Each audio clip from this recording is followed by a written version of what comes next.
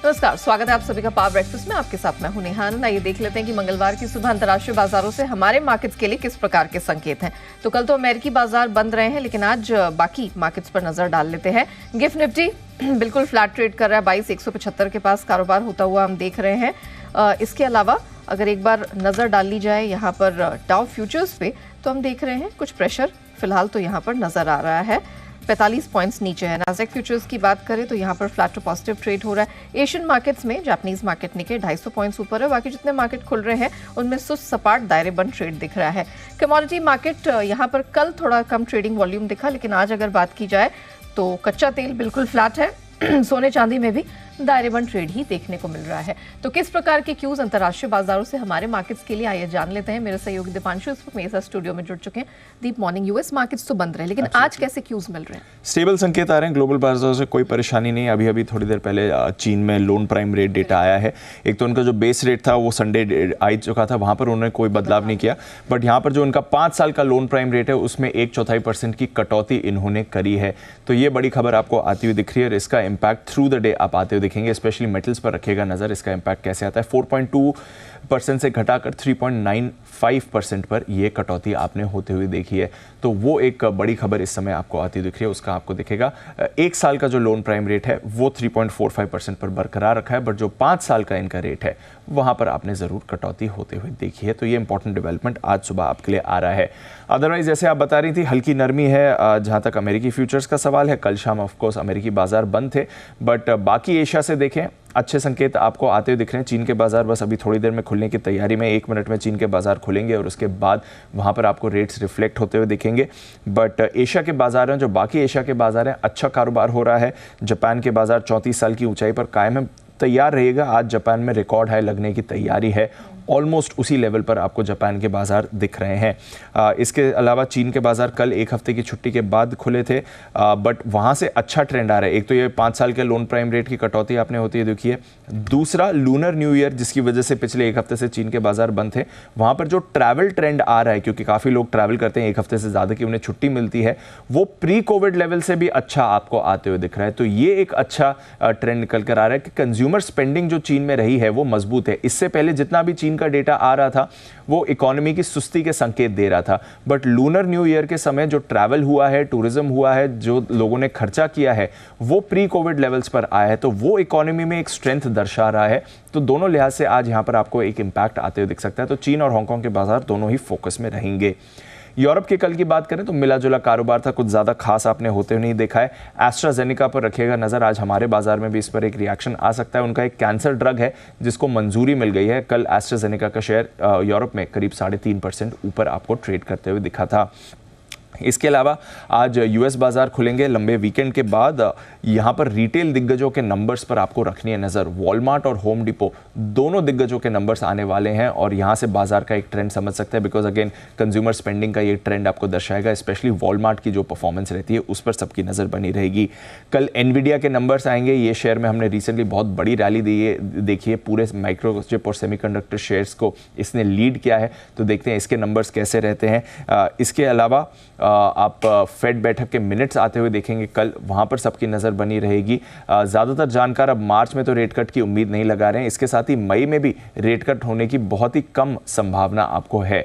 तो ज़्यादा फोकस अब रहेगा जून पॉलिसी में। वहां पर फिलहाल 50% से ज़्यादा जानकार उम्मीद लगा रहे हैं कि रेट कट हो सकता है। मार्च में तो सिर्फ 8% जानकार होपफुल है कि रेट कट होगा। मई में भी कुछ ज़्यादा खास नंबर्स यहाँ पर नहीं आ रहे हैं।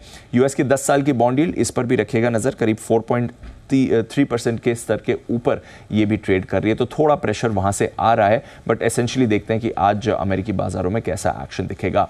कमोडिटी मार्केट यहाँ पर कल कुछ ज़्यादा खास एक्शन नहीं हुआ। डॉलर इंडेक्स आपका 104 के पास स्थिर है। 3 हफ्ते की ऊंचाई के आसपास ही आपको कच्चा तेल ट्रेड करते हुए दिख रहा है। ब्रेंट $83 के ऊपर है, इनफैक्ट 83.50 के आसपास यहाँ पर कारोबार हो रहा है।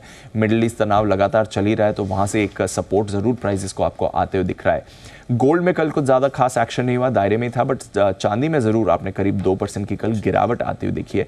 उस पर करिए फोकस। और जिंक छोड़कर सारे बेस मेटल्स में भी आपने प्रेशर बनते हुए देखा है। हालांकि अब ये जो चाइना का रेट कट आया है उससे क्या फिर मेटल्स में वापस तेजी आती है, ये इंपॉर्टेंट फैक्टर रहेगा। But all in all global market stable थे। अमेरिका से कल कोई संकेत नहीं थे। आज सुबह फ्यूचर्स में हल्की नरमी है, बट हमारे बाजारों के लिए, एशिया के बाजारों के लिए कोई भी खराब संकेत नहीं है, ज़्यादातर संकेत अच्छे ही आ रहे हैं। करेक्ट। और यहाँ पे कुछ कमोडिटीज़ को सपोर्ट भी मिलता हुआ दिख सकता है, जिस तरह की डेवलपमेंट अब चाइना के लोन प्राइम रेट को लेकर बनते दिखे। धन्यवाद दीप, वो पूरी डिटेल दर्शकों के साथ शेयर करने के लिए।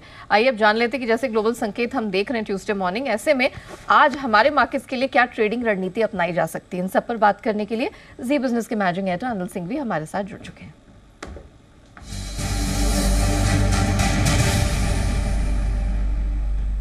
सर मॉर्निंग, जिस तरह के क्यूज अभी मिलते हुए दिखाई दे रहे हैं और हमारा प्रदर्शन जैसा रहा है, आज क्या करना है सर निफ्टी बैंक निफ्टी के लिए? Good morning. यहाँ देखिए संकेत तो मिले जुले हैं, ग्लोबल मार्केट्स में तो छुट्टी का माहौल है, बाकी संकेत जो है वो दीप अच्छे ही कह रहे हैं, कोई दिक्कत वाली बात है नहीं, ग्लोबल मार्केट्स में मूड माहौल ठीक है। हमारे अपने संकेतों में कल हमने लाइफ हाई पर क्लोजिंग दी है, लाइफ हाई इंट्राडे में भी बनाया, तो तकनीकी तौर पर तो बाजार बेहद मजबूत है।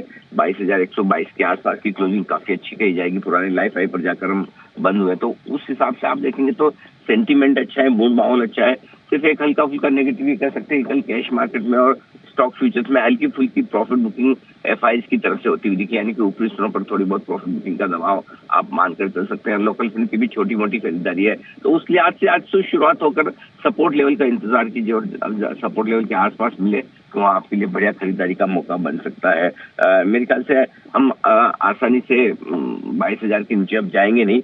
21,925, 22,025 ये 100 पॉइंट की रेंज बेहद मजबूत सपोर्ट का काम करेगी, और ऊपरी स्तरों पर 22,175 से 22,225 की रेंज में जाने की कोशिश बाजार की ऊपरी स्तरों पर हो सकती है। और उसके बाद वैसे भी आप ब्लू स्काई जोन में होंगे, अनचार्टेड टेरिटरी में, तो आगे के लेवल्स बनते हुए दिखेंगे।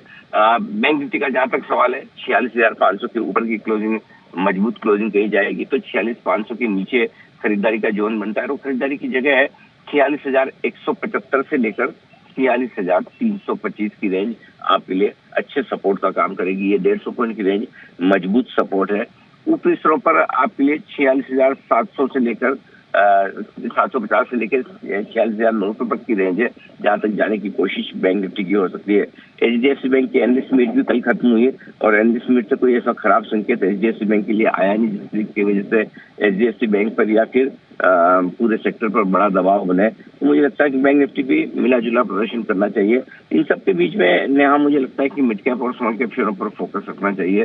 स्टॉक और सेक्टर स्पेसिफिक स्ट्रेटेजी आपके लिए इस बाजार में ज्यादा काम करती हुई दिखेगी, और वहां पर आज भी आपके लिए अच्छे मौके कमाई के बनते हुए दिखेंगे। तो ये है जिस पूरी स्ट्रेटेजी जिस पर आप फोकस कर सकते हैं। जी, वैलिड पॉइंट सर, धन्यवाद हमारे दर्शकों को दिशा देने के लिए। और सर ने तो कहा ही है कि यहाँ पर निफ्टी बैंक निफ्टी के साथ साथ स्टॉक स्पेसिफिक एक्शन है, वो भी आपको अपने फोकस में रडार में रखना है। तो चलिए आइए जान लेते हैं कौन से महत्वपूर्ण ट्रिगर्स हैं और खबरों के दम पर कौन कौन से स्टॉक्स हैं जो यहाँ एक्शन में रहने वाले हैं। नुपुर हमारे साथ जुड़ चुके हैं। नुपुर मॉर्निंग, क्या डिटेल्स हैं आज मॉर्निंग के लिए?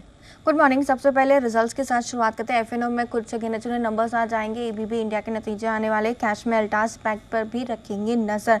टाटा स्टील पर फोकस करके चलना है, करीबन 10 करोड़ इक्विटी शेयर्स आज लिस्ट हो जाएंगे, जो अमेलगमेशन हुआ है टाटा मेटलिक्स और टाटा स्टील का, उसके बाद ये जो शेयर्स है वो लिस्ट होते हुए आपको दिखेंगे। आईपीओ में लिस्टिंग है विभोर स्टील ट्यूब्स की, करीबन 320 गुना ये आईपीओ भरते हुए दिखा था, जिसकी वजह से आज इस पर नजर रखेंगे। इशू प्राइस जो है वो 151 रुपीज़ का। एक स्टेट है कोल इंडिया की, 5 रुपये का एडजस्टमेंट आपको दिखेगा। अपोलो हॉस्पिटल 6 रुपये, अरविंद फार्मा 1.5 रुपये, एचएएल, पीएफसी और सेल में भी देखें तो इंटरिम डिविडेंड का आज आपको एडजस्टमेंट यहाँ पे आते हुए नजर आएगा। सीआई ऑटोमेटिव के आज आए हैं नतीजे, जहाँ पे आप ऑपरेशनल नंबर्स देखें तो आपको काफ़ी स्ट्रॉन्ग नजर आएंगे। हालांकि आय के फ्रंट पे जो ग्रोथ है वो बिल्कुल फ्लैट आती हुई दिखी है। मार्जिन 13% से सुधर के 15% के पहुंचते हुए नजर आए। एचडीएफसी बैंक, जैसे कि सर बता रहे थे, कल एनालिस्ट मीट थी, तो कुछ हाइलाइट्स मैं आपको बता देती हूँ। बैंक का जो लॉन्ग टर्म फोकस है वो काफ़ी स्ट्रॉन्ग है, ग्रोथ को लेकर लंबी अवधि में जो अर्निंग्स है वो काफ़ी अच्छी रहने की उम्मीद है। बैंक ने ये भी कहा है कि ब्रांच में निवेश जो है वो जो बैंक कंटिन्यूसली करता रहेगा, और लॉन्ग टर्म से ज़्यादा ईपीएस ग्रोथ पर जो बैंक का है वो पूरा फोकस यहाँ पे आते हुए नजर आएगा। तो कोई भी नेगेटिव एचडीएफसी बैंक के एनालिस्ट मीट से नहीं आते हुए दिखा है। वर्लपुल पर आज फोकस करेंगे, क्योंकि वर्लपुल इंडिया में करीबन 3,735 करोड़ की ब्लॉक डील हो सकती है। प्रमोटर 24% अपनी हिस्सेदारी बेचने के लिए तैयार है। फ्लोर प्राइस देखें तो 1,230 रुपये का, जो मौजूदा भाव से 7.5% के डिस्काउंट पर ये होता हुआ दिखेगा।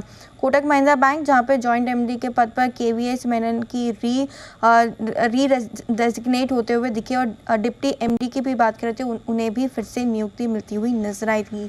तो कोटक बैंक भी आज फोकस में रहेगा। एनबीएफसी पे रखनी है नज़र, कंपनी को 3 बड़े ऑर्डर मिलते हुए नजर आए। 370 करोड़ की इनकी साइज है, तो ऑर्डर विन के चलते आज एनबीएफसी भी रहेगा फोकस में। एंजल वन 22 फरवरी के दिन यहाँ पे बोर्ड की बैठक है। Preferential issue QIP public offering के जरिए फंड जुटाने पर कंपनी विचार करती हुई दिखेगी। फंड प्रमोटर एक्शन में लूमेक्स ऑटो, जहाँ पे डीएसपी म्यूचुअल फंड ने अलग अलग स्कीमों के तहत करीबन 3.5 लाख शेयर्स खरीदे, अपनी हिस्सेदारी 6.87% से बढ़ा के 7.4% कर दी है। मिंडाकॉप, जहाँ पे पब्लिक शेयर होल्डर बेला अग्रवाल ने करीबन 4.5% हिस्सेदारी बेची है। जो साइज थी वो करीबन 450 करोड़ के आसपास की थी डील की, जिसमें Motilal Oswal mutual fund, Kotak mutual fund, Aditya Birla mutual fund जैसे नाम आपको नजर आएंगे बायर्स की लिस्ट में। और लास्ट में सुला विनियार्ड्स, जहां पे जो एफडीआई जो बड़ी ब्लॉक डील हुई थी 8% हिस्सेदारी बेची थी, वहां पे खरीदारी करने वाले में आपको दिखेंगे मॉर्गन स्टैनली, जिन्होंने 1% हिस्सेदारी खरीदी है सोना विलियर्ड्स में। चलिए, तो ये कुछ महत्वपूर्ण ट्रिगर्स हैं और खबरें हैं जो आज इन चुनिंदा स्टॉक्स और सेक्टर्स पर अपना प्रभाव छोड़ने वाली है। धन्यवाद नुपुर डिटेल के लिए। आइए एक्सपर्ट्स की राय भी जान लेते हैं। मोतीलाल ओसवाल की शिवांगी सारदा शो में शामिल हो चुकी है। शिवांगी जी, मॉर्निंग, बताइए कौन से स्टॉक्स पे आज आपकी नजर रहने वाली है? Very good morning Neha ji. तो आज सबसे पहले मेरे रडार पे है फार्मा स्पेस में से ग्रैन्युअल्स। हम देख रहे हैं कि पूरे मार्केट जो है वो ऑल टाइम हाई लेवल्स पे चीयर कर रहे हैं। सेक्टर स्पेसिफिक एक्शन काफी अच्छी तरह से बना हुआ है। एंड ग्रैन्युअल्स एक ऐसा स्टॉक है जो पिछले 5 दिनों से कंटिन्यूसली हायर टॉप्स बनाते जा रहा है। अच्छे वॉल्यूम यहाँ ऐड हो रहे हैं पिछले 2 दिनों से, जो कि इंडिकेट कर रहे हैं कि फॉलो अप काफी स्ट्रॉन्ग है ब्रेकआउट के बाद। तो यहाँ पे मेरी राय रहेगी कि हम खरीदारी के मौके 455 के स्टॉप और 485 के एक टारगेट बनते हुए दिख रहे हैं। दूसरा पिक मेरा रहेगा मैकडॉवेल पे।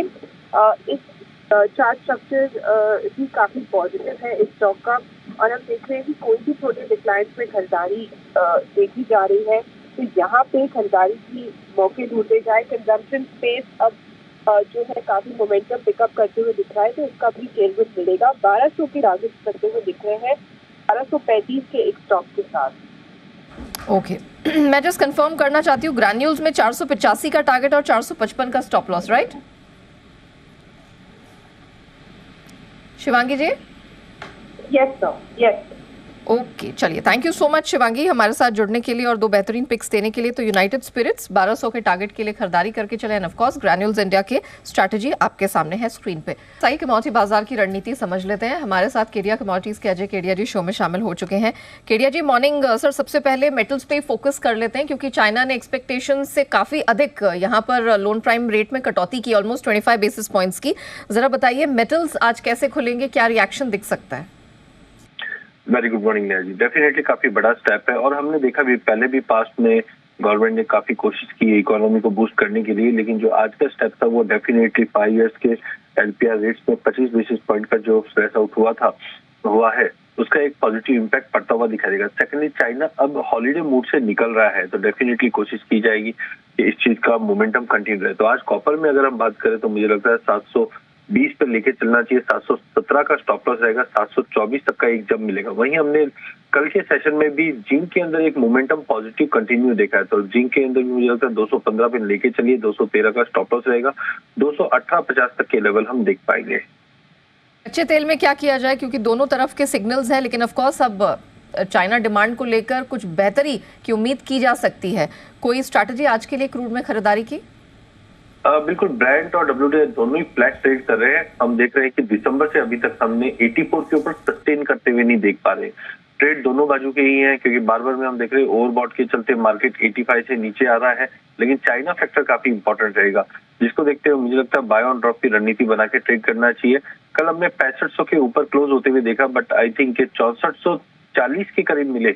6440 के करीब लेना है, 6350 का स्टॉप लॉस रखिए, 6580 का टारगेट रहेगा। ओके, सोने चांदी में कुछ पसंद आ रहा है आज?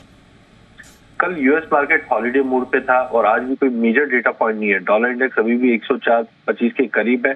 टाइमिंग मुझे लगता है मार्केट कंसोलिडेशन जोन में ही रहेगा।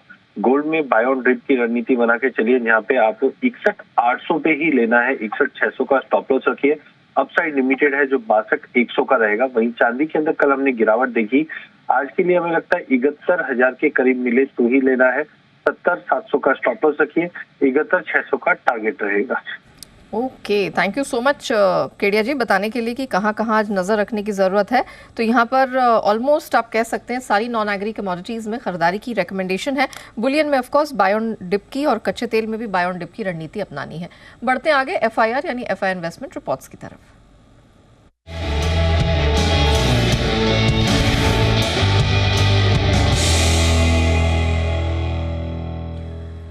आइए नुपुर हमारे साथ जुड़ चुकी हैं, जान लेते हैं कि फॉरेन ब्रोकरेजेस की नज़र कहाँ है। बताइए नुपुर, कौन सी आज स्टॉक्स पे फोकस रहेगा?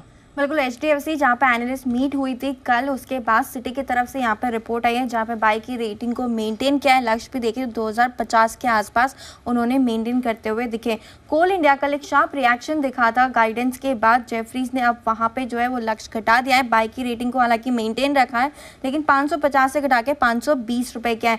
CLSA की भी आउट परफॉर्मेंस की रेटिंग है, लेकिन यहाँ पे अगर आप देखिए तो 350 रुपये के लक्ष्य को अब बढ़ा के 480 रुपये करते हुए दिखे CLSA कोल इंडिया पर। और सिटी की रिपोर्ट है कोल इंडिया पे जहां पे न्यूट्रल की रेटिंग को मेंटेन रखा है और 430 रुपए का लक्ष्य यहां पे देते हुए दिखे। दो फार्मा स्टॉक्स पे आज फोकस करना है। बायोकॉन जहां पे डाउनग्रेड किया है जेफरीज ने, होल की रेटिंग से अंडर परफॉर्मेंस, और टारगेट देखें तो 250 रुपए का मौजूदा भाव 290 रुपए के आसपास चल रहा है। दूसरा फार्मा स्टॉक है ग्लेनमार्क जहां पे HSBC की तरफ से डबल अपग्रेड आया है स्टॉक पे और टारगेट भी बढ़ाया है उन्होंने। पहले तो डबल अपग्रेड किया है बाई की रेटिंग पर होल्ड से और टारगेट रेस किया है 960 रुपए से बढ़ा के 1100 रुपए का लक्ष्य दिया है। चलिए, तो ये स्टॉक्स हैं जो खास तौर पे आज रेडार में रहने वाले हैं। धन्यवाद नुपुर पूरी डिटेल के लिए। इसी के साथ पावर ब्रेकफास्ट को हम यही रैप अप करते हैं, लेकिन बने रहिएगा जी बिजनेस के साथ।